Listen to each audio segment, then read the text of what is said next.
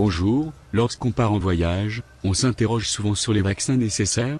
Aujourd'hui, nous allons faire le point sur ce sujet. Une fois que vous avez choisi votre destination, la première chose à faire est de contacter votre médecin généraliste pour qu'il puisse vous renseigner de façon détaillée et personnalisée. Quoi qu'il en soit, je vous conseille d'être à jour des vaccins classiques. Le DTP, ce vaccin vous protège efficacement contre la diphtérie, le tétanos et la polio. 3 maladies encore très largement répandues dans le monde.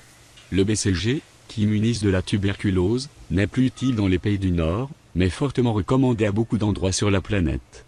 Il ne faut pas oublier, aussi, que les oreillons, la varicelle, ou la rougeole sont des maladies qui tuent, encore aujourd'hui.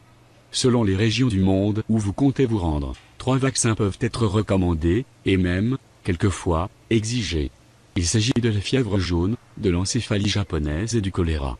Ces vaccins ne peuvent pas être faits par votre médecin traitant, il faudra vous rendre dans un centre spécialisé.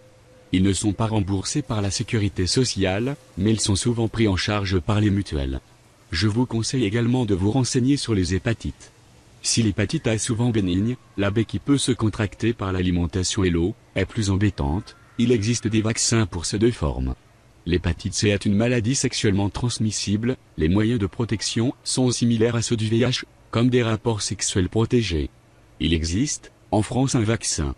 La plupart de ces vaccins peuvent se faire, jusqu'à environ 10 jours du départ.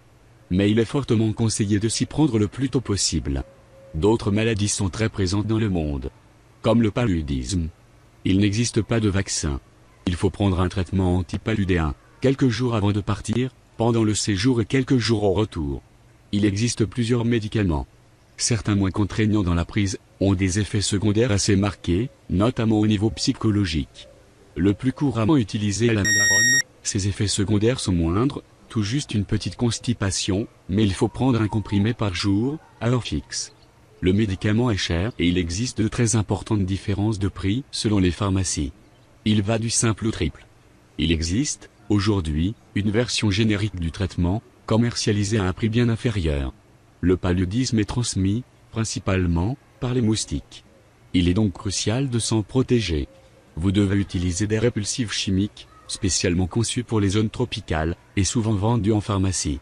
Je vous conseille de traiter vos vêtements avant de partir. Une fois lavés, laissez-les tremper dans un produit spécial. Faites-les sécher, sans les rincer.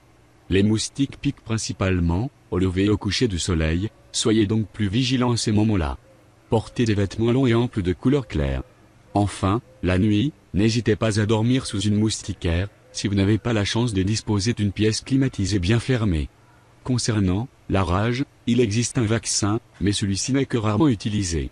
La meilleure façon de s'en prémunir est de rester éloigné des animaux. Évitez de caresser les chiens et les chats et prenez vos distances avec la faune locale. Refusez, par exemple, de faire des photos avec un singe dans la rue, même si celui-ci a l'air sympathique et en bonne santé.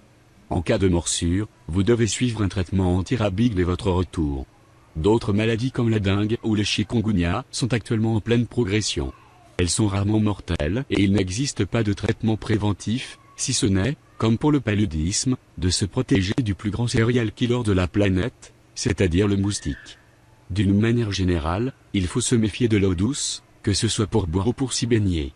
De nombreuses bactéries prolifèrent. Voilà, un aperçu rapide des principales maladies que l'on peut rencontrer en voyage. La vaccination, lorsqu'elle est possible, est un moyen efficace et radical de les éviter. Ce sont des choses qu'il faut savoir, il faut être prudent, mais il ne faut pas que cela devienne une obsession et vous gâche votre voyage. À bientôt, pour de nouveaux conseils.